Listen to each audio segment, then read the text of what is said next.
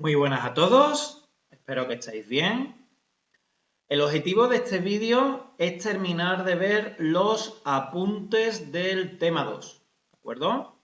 Recordad que la semana pasada estuvimos viendo una parte muy fea de los apuntes, que eran el proceso de descolonización, visto algunos ejemplos en Asia, en Oriente Próximo, en África, etcétera, ¿de acuerdo? Bueno, pues esta última parte que nos queda en el tema es una parte bastante más amable, sencilla de ver y yo creo que no es difícil, ¿de acuerdo? Empezamos. La herencia colonial. Bien. Lo que nosotros vamos a estar viendo aquí bajo el nombre de herencia colonial y todas estas páginas es el resultado final que se va a producir por cuenta del colonialismo y posteriormente por cuenta del descolonialismo. ¿De acuerdo? Aquí vamos a ver muchas cosas que ya vimos en el segundo trimestre cuando vimos el tema del colonialismo, que también recibe el nombre de imperialismo. ¿De acuerdo? Observad que vais a ir recordando cositas. Dice, hacia 1970, la mayoría de los países del mundo eran independientes, pero el colonialismo no había desaparecido. Bueno, vamos a analizar un poquito esta primera parte. Dice, hacia 1970 la mayoría de los países del mundo eran independientes. Eso conecta directamente con las etapas del proceso descolonizador que vimos la semana pasada. Nos decíamos, en un primer momento se produce la descolonización asiática y también de Oriente Medio, luego se traslada en una segunda etapa a África y ya para el año 1970, es importante recordar esta fecha, este año, 1970, teníamos que ya para ese año casi todas las colonias se habían independizado. Pues eso es lo que nos está recordando esta parte de aquí, ¿verdad? Hacia 1970, la mayoría de los países del mundo eran independientes. Pero observad ahora lo que añade, estos nuevos. Pero el colonialismo no había desaparecido. En su lugar, apareció la dependencia comercial y tecnológica de las antiguas colonias con sus metrópolis. Y a esto se le llamó neocolonialismo. Las dos imágenes que veis aquí hacen referencia a ese neocolonialismo. Voy a explicarlo un poquito. ¿De acuerdo? Si me pilláis, es muy simple. Primero tenemos que tener claro qué es el colonialismo.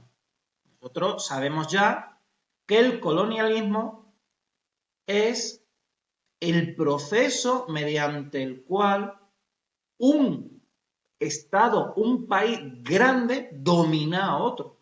Pequeño, ¿no? Por ejemplo, como, cuando digo pequeño no me refiero a un territorio, sino pequeño en poder, en fuerza, ¿no?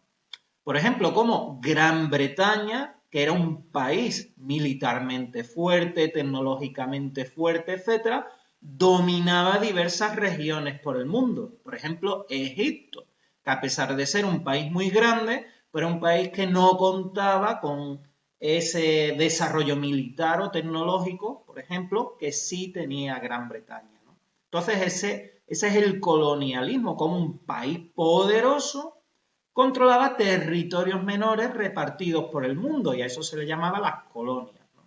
Entonces aquí nos dice que cuando se produce el descolonialismo, es decir, cuando esas antiguas colonias se independizan, sigue habiendo una dependencia, pero ya no es una dependencia como antiguamente se daba, de tipo colonial, en el que directamente el imperio controlaba la colonia, sino lo que se va a dar es una cosa llamada neocolonialismo. Y lo que menciona es que es una dependencia comercial y tecnológica. Por ejemplo, coge una antigua colonia, se independiza, pero ahora tiene que vender sus productos a alguien para desarrollarse. ¿Y quién está dispuesto a comprarle sus productos? Pues, por ejemplo, el antiguo imperio, que le va a pagar unos precios determinados, le va a dar cierta estabilidad. ¿Entendéis, no?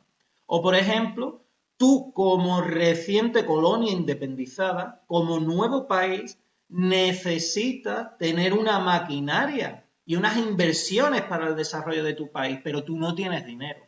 pues aquí de nuevo tienes una dependencia económica de unos terceros. De nuevo aquí son los países ricos, los antiguos imperios los que dicen, bueno, pues yo voy a ir a tu país, voy a invertir haciendo fábricas, pero tú me vas a dar a cambio cosas, ¿vale?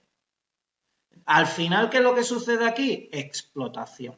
Y a eso es a lo que se está refiriendo un poco estas imágenes. Primero esta de cómo las corporaciones multinacionales están explotando a los países del tercer mundo, y esta se está refiriendo cómo las grandes potencias están vendiendo sus productos a los necesitados. Por ejemplo, la Coca-Cola. La Coca-Cola es de Estados Unidos y la Coca-Cola se distribuye por todo el planeta, ¿vale? Incluido por los países del tercer mundo. La están vendiendo, están sacando un beneficio, ¿bien? Entonces, lo que tenéis que tener claro es que el colonialismo clásico de que un gran imperio, por ejemplo, iba a la India, el imperio británico, y controlaba el territorio y lo manejaba, pues todo eso va a cambiar por sí. La India se ha independizado, pero ahora depende de los países ricos para poder desarrollarse. Y como digo, esto al final se traduce mucho en cómo los países ricos explotan a los nuevos países independizados. Por ejemplo, y esto lo habéis visto en otras ocasiones, cómo se crean África, por ejemplo, Áfricas textiles en Marruecos, donde trabajan muchísimas horas en unas condiciones muy malas laborales, propias de la primera revolución o de la segunda revolución industrial, que esto ya lo vimos, pues trabaja la gente en esas condiciones, por una miseria, están todo el día trabajando por una miseria, para llevarse los gustos, para comer, ¿de acuerdo? Y para vivir allí. Y a cambio, pues esas fábricas textiles producen muchos textiles baratos que luego son vendidos en España o cualquier otro país rico, ¿vale? Y a todos nosotros nos gusta mucho, pues, ir a, yo qué sé, ¿cómo se les llaman las tiendas de ropa? Al Bershka, al Zara, al Stradivarius, a todas estas tiendas, a Kiabi, etcétera, y comprar muy barato. Pero la mayoría de las ocasiones estás comprando muy barato a costa de esa explotación, ¿no? Y la estamos apoyando en una situación compleja. Entonces, eso de nuevo es neocolonialismo. Al final nos estamos aprovechando los mismos de los mismos, los ricos de los pobres. Y aquí nosotros debemos entendernos en el sector rico, tengamos más o menos dinero. ¿Por qué? Porque vivimos en un país de los que son del primer mundo. ¿Bien? Bueno, ahí queda explicado. Me he enrollado un poquito más con la explicación, pero espero que haya quedado claro. Siguiente página. El balance de 100 años de colonialismo se podría concretar en, bueno, lo que tenemos aquí en esta página y en la siguiente, es un resumen de las consecuencias del imperialismo o colonialismo, que es lo mismo, ¿vale? A nuestro entender en este tema. Lo que estamos viendo aquí es un resumen de esas consecuencias que vimos en el segundo trimestre, ¿vale? En el tema que se denominaba imperialismo. Todo esto os va a sonar. Lo primero que nos encontrábamos como consecuencia es el genocidio humanitario y cultural en los países colonizados. Nosotros estudiamos que en muchas ocasiones llegaba el imperio al nuevo territorio y actuaba de una forma genocida, es decir, mataba muchísima gente que había allí, todos los que se oponían y todos los que eran molestias. Y no solo eso, sino desde una perspectiva cultural, no respetaba la cultura del sitio, ¿no? Sino que imponía su propia cultura, ya que era el fuerte. Luego también supuso el colonialismo la llegada de la tecnología moderna a todo el mundo. Y es que yo os ponía de ejemplo en ese segundo trimestre cómo en África seguían viviendo en tribus en muchos sitios. Mirad, aquí tenemos un ejemplo, ¿no? Un poco. Seguían viviendo en tribus, no tenían apenas tecnología y llegan los países de los países modernos y van poniendo su propia tecnología. Un ejemplo lo vimos en cómo la India se desarrolla a través de toda la India el ferrocarril, ¿vale? Gracias a Reino Unido, gracias a su imperio. Un ejemplo de cómo estaba importando a este país tecnología. Por otro lado, otra consecuencia del colonialismo era el impacto de la medicina europea en las poblaciones atrasadas y se produjo una explosión demográfica. Es decir, en las poblaciones atrasadas, por ejemplo África, lo que tenían era un régimen demográfico antiguo. Vosotros tenéis que recordar que el régimen demográfico antiguo es, nacía muchísima gente, pero se moría muchísima gente y entonces la población se mantenía estable. Pero ¿qué sucede? Que llegan los imperios a estos países atrasados, a estos territorios, mejor dicho, porque la mayoría de los casos no eran países en sí, a estos territorios atrasados y traen medicina. Y esa medicina hace que la gente sobreviva mucho más tiempo. Pero siguen teniendo muchísimos hijos. Entonces se produce una explosión demográfica. Esto ya lo estudiamos que sucedió en Europa durante la primera revolución industrial, entre la primera y la segunda revolución industrial, que tuvimos en Europa unos 100 años, donde la población se multiplicó. Bueno, pues esto sucedió también en estas poblaciones atrasadas, solo que ha seguido multiplicándose, multiplicándose y multiplicándose y no hay ningún tipo de control. Otra de las consecuencias del colonialismo es el expolio de las materias primas de los países colonizados. No sé si recordáis que una de las razones principales por las que un imperio llegaba a un territorio y lo controlaba era por sus materias primas, ya fuera el algodón, ya fuera el oro, lo que le interesara, ¿vale? Y lo que hacía, lógicamente, era expoliarlo, es decir, quitarle toda la materia prima y utilizarla para su interés. Por otra parte, el proceso del colonialismo también llevó al nacimiento de países muy inestables, sobre todo esto cuando ya se están descolonizando. Nacimiento de países muy inestables que se implican en guerras por asuntos de fronteras. Esto sobre todo lo tenemos en África, donde hay muchas guerras entre países y regiones africanas por cuestiones de territorio. Están muertos de hambre, no tienen nada que llevarse a la boca, pero sí que hay guerrillas matándose los unos a los otros por decir ese territorio es mío, no que es mío, diría el contrincante, ¿no?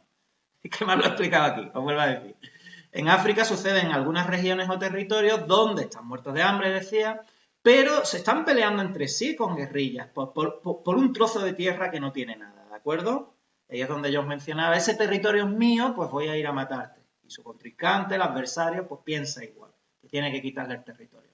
Al final, en muchos casos está actuando como tonto realmente, ¿no? Y aquí lo que hay es mucha corrupción, por desgracia, y mucha injusticia sobre la población civil. Es decir, los que no tienen las armas ni hacen las guerras, simplemente tienen las consecuencias, las sufren. Por último, como consecuencia también de todo este proceso de colonialismo y posterior descolonialismo, tendremos el surgimiento de una brecha entre el mundo desarrollado y los países del tercer mundo. ¿Vale? Nosotros, lógicamente, estaríamos en el grupo de los países desarrollados. Europa, en general, son países desarrollados, por ejemplo, ¿no? Y los países del tercer mundo, pues ahí tendríamos mayormente a África, ¿no? En el otro extremo. Todas estas diferencias entre los países ricos y pobres podemos verlas resumidas en esta página. Observad aquí en el mapa, voy a ampliarlo, aunque no se ve un mapa que esté en muy buena calidad. Bueno, pues en este mapa lo que tendríamos aquí de color naranja son los países más desarrollados, los países en líneas generales más ricos. Luego aquí habrá que ver el dinero que tiene cada uno de sus habitantes, ¿no? Tenemos el caso en España. España está considerado un país rico, pero lógicamente hay gente desde muy rica hasta gente muy pobre. Pero en líneas generales son países desarrollados y ricos en relación al resto de países del mundo. En color naranja lo que tendríais son países con un desarrollo medio. No llegan a tener tanta riqueza como los países de color naranja, pero sí tienen cierto desarrollo, ¿de acuerdo? Por último, tendríamos el denominado tercer mundo, que es el conjunto de países más pobres que hay. Aquí estamos hablando ya de esos países donde la gente literalmente se muere de hambre, ¿de acuerdo? Y como podéis verlo, lo tenemos sobre todo en el África subsahariana, en el África negra. Bueno, vamos a hablar sobre el tema o el concepto de tercer mundo, ¿vale? La formación del tercer mundo. Dice, concepto desarrollado a mediados del siglo XX por Alfred Sawi. Por tanto, el concepto de tercer mundo es nuevo, ¿vale? Apenas lleva unos 70 años funcionando. ¿Qué es esto del tercer mundo? Bueno, pues esto del tercer mundo aparece en contraposición a lo que sería el primer mundo, el mundo capitalista, y el segundo mundo, el mundo socialista, ¿de acuerdo? El mundo capitalista vendría a ser el mundo rico, El mundo socialista sería un mundo que estaba con cierto desarrollo, ¿de acuerdo? Y que se iba aproximando, digamos, al primer mundo. Esto hay que situar el concepto dentro del contexto. Estamos en la Guerra Fría, hay dos bloques, de ahí que hable de primer mundo para el capitalismo, segundo mundo para el socialismo. Y luego mete el tercer mundo que ni formaba parte del capitalismo, ni formaba parte del socialismo, sino eran países independientes, no alineados, pero en su conjunto países subdesarrollados o países en vías de desarrollo. Países en vías de desarrollo entre comillas, porque el tercer mundo, en líneas generales, poco desarrollo tiene, ¿vale? Por desgracia, la crisis tan grave en la que se encuentran suele ser bastante estable. Puede haber un poquito de desarrollo, pero sus problemas son tan graves y tan serios, los vamos a ver en la siguiente página, de que su solución es muy difícil. Y recientemente ha surgido la expresión, bueno, hace ya algunas décadas, entre diferenciar entre el norte del planeta y el sur del planeta. El norte del planeta se refiere a los países ricos, concretamente por estos, ¿de acuerdo? Son los más ricos, y luego el sur del planeta, que vendrían a ser el conjunto de países pobres. Este gráfico de aquí ya lo estuvimos viendo de las actividades. Los países del norte, los países ricos son los que están en azul, mientras que los países de color salmón son los países pobres, los países del sur. Podéis ver, por ejemplo, vuelvo a recordaros, que los países ricos suelen tener poca población respecto a los países pobres, donde hay una explosión demográfica tremenda. Luego la riqueza está invertida, los países ricos lógicamente son muy ricos, los países pobres lógicamente son muy pobres en relación, ¿vale? Eso es de sentido común. Y luego podemos ver cómo la mayoría del comercio mundial lo mueven los países ricos. Los países pobres tienen muy poquito comercio, ¿no? Sobre todo de tipo externo. Y este dibujo que veis aquí, este globo terráqueo, es un ejemplo muy claro, ¿no?, entre la riqueza del hemisferio norte y la pobreza, líneas generales del hemisferio sur. De ahí que poner dos realidades para un solo mundo, donde aparece aquí el globo terráqueo lleno, pero aquí aparece las raspas de una espina, ¿no? Porque no tiene nada. Vamos a esta siguiente página. Bueno, esto poco hay que explicar porque está bastante claro, lo voy leyendo y os menciono si es necesaria alguna cosa.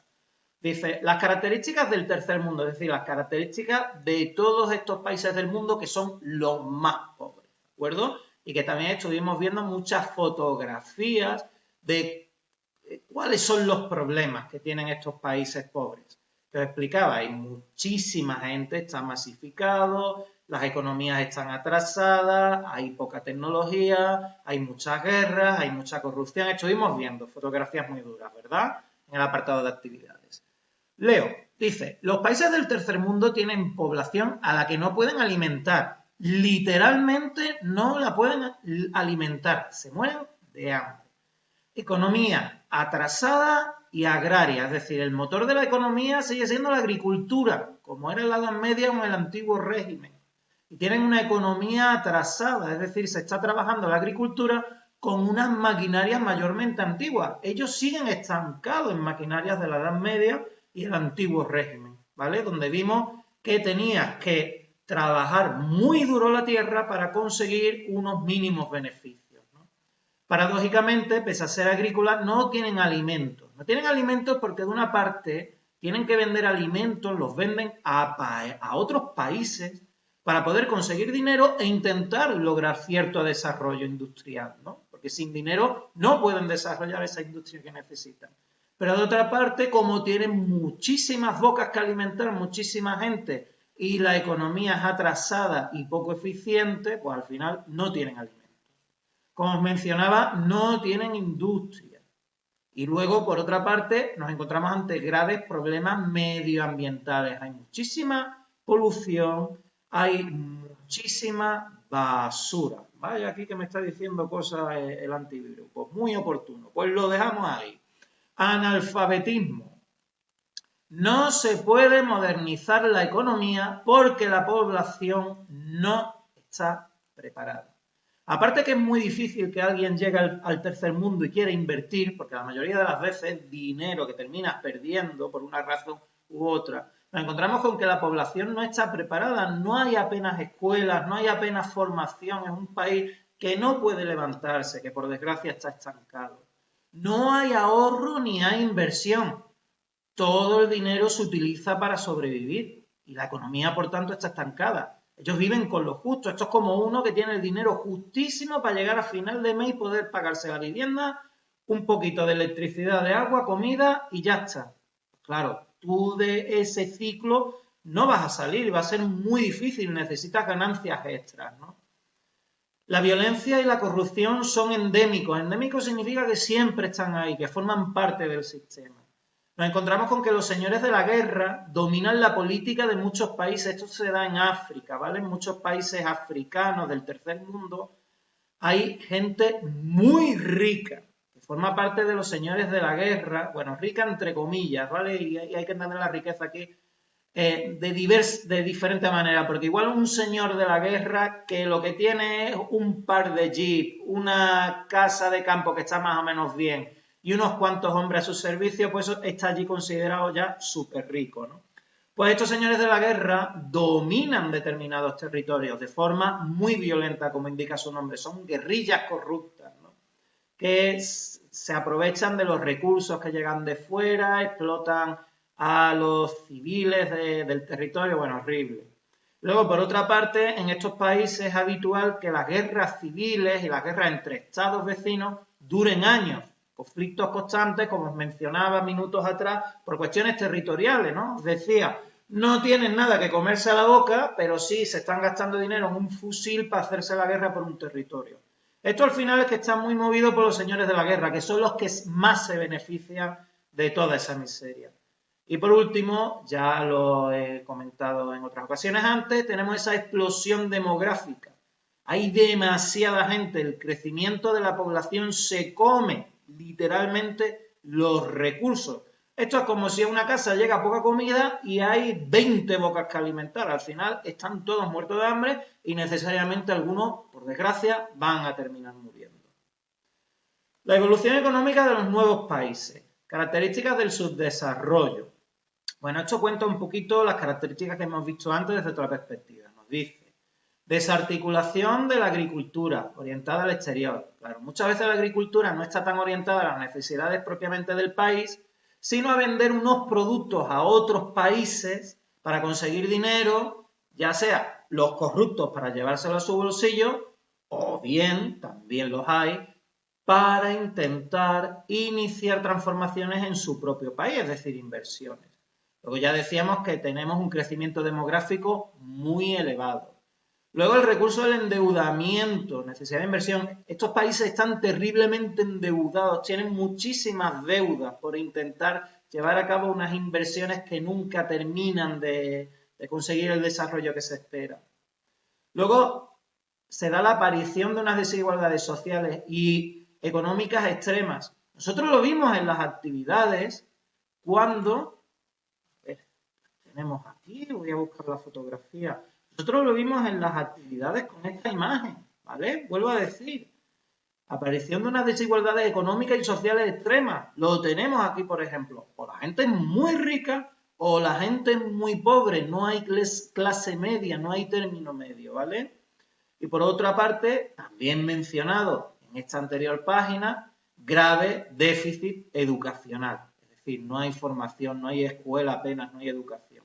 Por tanto, todas estas características que estáis viendo aquí, no hace falta que las estudiéis ni las tengáis en cuenta porque ya están indicadas aquí, está repitiendo un poquito lo mismo, ¿no? Toda esta situación de subdesarrollo, ¿qué provoca? Pues una dependencia económica, como os decía al principio del vídeo, respecto a los países ricos. Y esa dependencia económica es lo que se llama neocolonialismo, que significa que el país pobre depende financieramente de que los países ricos metan dinero y metan inversiones. Tienen una dependencia tecnológica, porque los países pobres no pueden crear sus propias tecnologías, no tienen fábricas para ello ni tienen formación para ello. Necesitan comprarle la tecnología a los países ricos. Y luego una dependencia comercial, ya estábamos viendo que orientan su propio comercio no para el autosustento que necesitan, sino para vendérselo a esos países exteriores, o veíamos al principio del día de hoy cómo los países ricos, sus propios productos son vendidos a los países pobres, ¿no? Muchas veces porque no pueden fabricar ese tipo de cosas. Bueno, pues hemos terminado el tema, hemos llegado hasta aquí. Espero que el tema no se os haya hecho pesado. A mí, a título personal, me gusta mucho más el tema de la Guerra Fría, pero este también tiene algunas cosas muy interesantes. Ya sabéis, antes de hacer las tareas, tened muy claro todos los apuntes, estudiar las cosas que necesitéis estudiar y, ante todo, que esté clarísimo, ¿vale? Que esté todo muy clarito. Bueno, desde aquí os mando un saludo, esperemos que en la próxima ocasión ya estemos trabajando el tercer tema, que eso significaría un poquito como haber llegado a la mitad del trimestre. Y como os decía también, para mí, los dos temas que acabamos de ver, la Guerra Fría y la descolonización y tercer mundo, son los dos temas más importantes del trimestre, ¿vale? Venga, pues un saludo, un beso y ya nos vemos en la siguiente.